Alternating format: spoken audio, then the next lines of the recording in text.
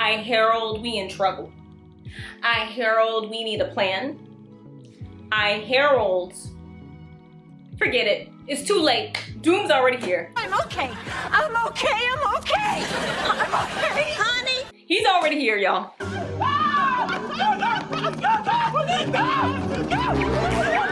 Welcome back to the Rosy Romantic. I'm Bree, and today we're going to talk about Fantastic Four First Steps. So if you're interested in that, stay tuned. Also, feel free to like, comment, and subscribe. So grab your drinks, grab your snacks,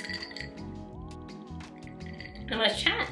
Just to let you know, there will be spoilers throughout this video. So let's jump right in. Fantastic Four First Steps is the last superhero movie of the summer. So of course everybody's going to talk about their rankings, about Captain America and Thunderbolt and Superman and this film as well. Like, what did we enjoy the most? But first we're going to talk about this film here. Was it fine or fantastic? And what are things that I vibe with and didn't vibe with? Wow, that's an intriguing proposition. And just so you know, I am not a Marvel expert. No. I just have intermediate knowledge about the Marvel films, the MCU. I'm not, really detailed in the comics or, the all over Easter eggs. If so, I watch excellent YouTube channels for that, and there's a ton out there. So just in case you were looking for that, this is not the video for that. Thank you and kind regards. So let's talk about the 4 things that I think this film did really well at. Starting with the style of the film. So the props, the sets, the costumes. It was number one for me was the costumes in this whole world that we're setting up in the 828. Like the scarves as headbands, like, isn't that cute? Like, that's what's on trend right now. I absolutely loved it. Loved Sue's costumes. Like, it was impeccable. It was so good. You look good. It is so important to have these details, to have this distinction, because when I was looking at the film, I was like, okay, we're definitely in the 828 and not the 616. Like, the whole vibe, the energy, the style, everything was like, I'm in a new world. And this is what makes the film shine, because it's different from what we've seen before. So when I'm looking at Sue's outfits when she's going and, talking, with all the different countries, she has, cute little mock necks, pants, flats. I love that cute blue top that she wears in one of the scenes, and then she has like a big scarf. She has small scarves, polka dots, everything. Also, someone's gonna tell me, Reed, where did you get those boots from? Okay, because the cute little boots, the white boots with the blue heel on the end, I need those. I need those. I think they would go really cute with this this dress here. I know, like, the headband right now is very 60s, and this is not given very 60s, but the color is very Fantastic Four. The costume design, like, team, great job. I believe it was Alexandra Byrne, and she did work on, like, I think that movie Elizabeth, I want to say, but you hit it out of the ballpark.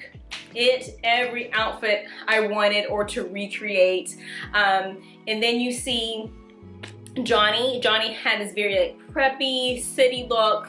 I love that about him and his personality, and it was different than we've seen in previous Fantastic Four movies. So it's, creating his character, his style, and just, all the things about him. Like, you think that with an outfit it wouldn't, you're like, oh, it really doesn't matter as much to the character, but it does, because it reflects how they're feeling, what they're going through. Like, there's all these things you can express with style. So I really love that.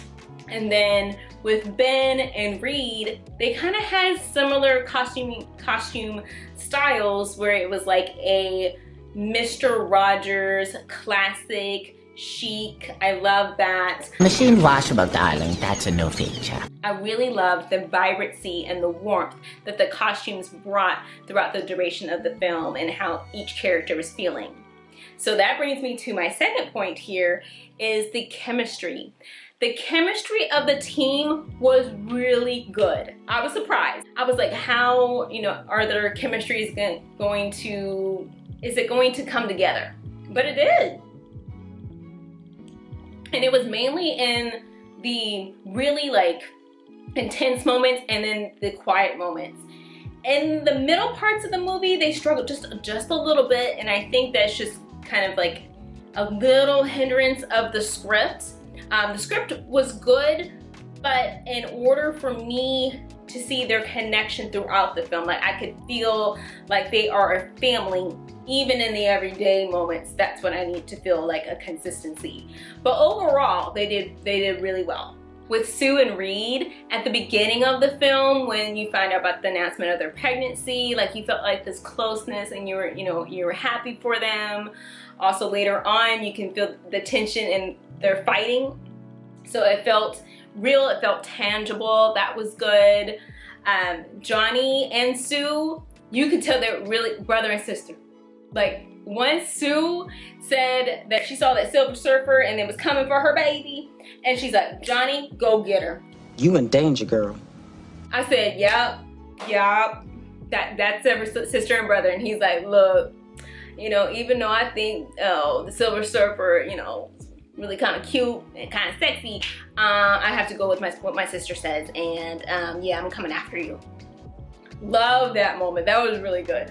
And comical. I wish we had just a little bit more of those elements throughout the movie. They didn't have to have a ton, but having a family dynamic, there is going to be some times where it's really serious, and then sometimes where there's levity. So you know what I'm saying? Like if you really want that family dynamic, that's going to be expressed in many ways, just like we've seen in The Incredibles. Honey! What? Where's my super suit? What? Where is my super suit? Johnny and Ben had some good scenes, but I wish they kind of dived deeper into like their character arcs. It felt like Ben and his dating story, like it was edited out for some reason, maybe for time, because it felt really confusing with him and, was it Rachel? Rachel. And I was like, can we follow up on that? And maybe Johnny can talk about it. And then Johnny had his arc about, learning about the language of the Silver Surfer and being like, hey, guys, you can trust me, and I'm knowledgeable and I'm smart. For instance, we could have saw Johnny helping Ben maybe pick out an outfit to where he was trying to get a date with Rachel. And then later on, we see Ben thanking Johnny and then giving him some words of wisdom and encouraging him, saying, hey, you're valuable to this team, you're wise, you have something, to contribute, in keeping us together. Things like that. So that way, when they are helping each other at the end, it leaves more of an impact with us. Okay. Not bad for winging it. I lied. Took me 2 hours to write that.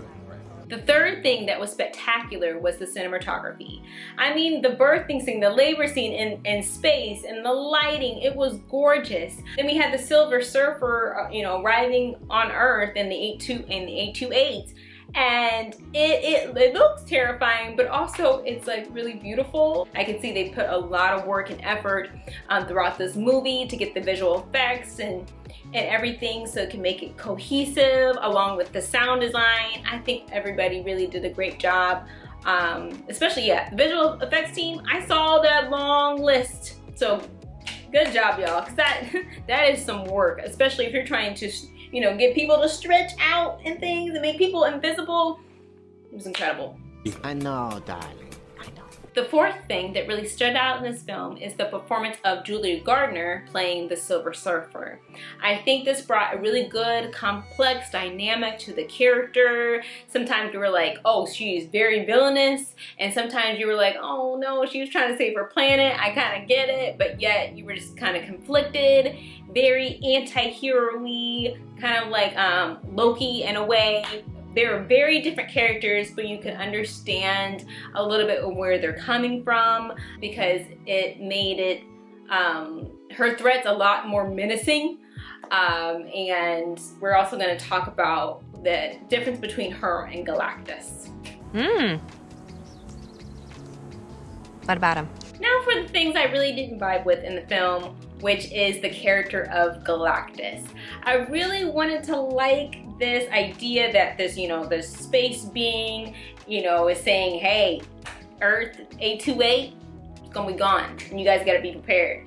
I wanted to feel that like menacing presence. I think Galactus being this big space being, I didn't feel like this big menacing threat from him. At times and at moments, and I think there could have been ways to do this because it is very hard to have a character like that come from the comics and then be brought onto the big screen, which they could have done it with things like in Star Wars A New Hope, they had Alderaan, and we saw this planet. You saw how it was, we didn't even get to see, we weren't even on the planet, but you could just see it. And here is, oh, spoiler alert, okay, if you haven't seen Star Wars. Oh, here it goes. When it actually happens and you see this planet go devastating, you already know, you could feel the stakes. And that is something that I wanted this film to do. Like, they would show, they're like, oh, there have been many worlds and many planets that have been destroyed by him. Let me see it, because I need to realize, like, this man doesn't play. Like, Galactus does not play. You know, I'm scared, and that's how I should feel. Especially again, going back to Star Wars, Obi-Wan was like, we didn't even have to. We saw the explosion, and then he said, I hear 1,000 cries across the galaxy. To the audience, we saw that and we are feeling that. Luke doesn't quite get it yet, but we were like, oh snap, like the Death Star, this thing, now this is scary. That's what I needed to feel from the performance. You need that in order to know that your villain is not playing around. And we see that later, okay, with the villain that we're gonna get with Doom. Because Doomsday doesn't sound unpleasant. That's crazy. I even asked the pizza. I think if we were able to get that across, that we feel more connection to the people of 828, and then Sue's speech would make a little bit more sense, and we could feel the weight of that moment of, you know, talking about Franklin, talking about the world and what she's not willing to give up, but she's willing to fight back, you know, with the people of 828. You know what I'm saying? So that was, I think that's one of the things that they need to work on in the film. And the second thing is diversity. I think the diversity was seen throughout the film, but it wasn't felt throughout the film. And here's what I mean. When we would see, you know, the people of 828, we didn't really get to interact with them. And if you're talking about all different types of races and people, young and old, if we got a chance to talk to them through, you know, different characters, whether it be Johnny or Ben or Sue or Reed, and you have this tangible connection with the people, then you're going to feel more connected with them. And all we really get is their kind of reactions to what's going on. For instance, we have Sarah Niles playing Lynn Nichols, the CEO of the Future Foundation. I guess she has a close connection with Sue, but we really don't get to see it. They just kind of pan to her at different moments, reacting to the Fantastic Four, you know, going up to space and what they're doing, and she meets them when they come back. But we're like, is she close with the team? Like, is she like, for instance, like their girl Friday? Like, what is their connection? And maybe if she came over for tea, you know, to meet Sue, or, you know, Johnny and them, and they were just hanging out, or she came over, she came to dinner with Mo Man. That would be funny. Like, you know, if they had a little dinner scene there. But yeah, but the interactions with people, the students that, you know, Reed was talking to in, you know, that Mr. Fantastic or the science show he had, like Bill 9, the science guy. Not my word, sciences. For instance, maybe Reed is teaching and then one of the students solves the equation in a more quick, efficient way than he ever thought possible. Like, it maybe throws him off guard. He's like, you know I'm smart, but like, oh, there's also other smart kids around, and also kind of foreshadowing, you know, Franklin later. Overall, I thought it was a good film. Not fantastic for me, but it was still good. I'm excited to see what they do with the characters in the future. As we saw with the mid-credit scene with Doom is on the way with Avengers Doomsday. Why? I could tell like the threat level of this is going to be intense. I don't know what's gonna happen next. Let me know in the comments down below, what did you think of this film? And, oh, I promised you a ranking. I'm going to say Superman, then Fantastic Four, then, what did I write down? Superman, then Fantastic Four, Captain America, and then Thunderbolts. Let me know in the comments down below what was your rankings of these superhero films, because, you know, they were pretty good. Like, I didn't really connect with Thunderbolts as much, but like overall, I would say this is a pretty good summer of superhero movies. So let me know in the comments down below, and I hope you have a comfy and cozy rest of your day. Bye.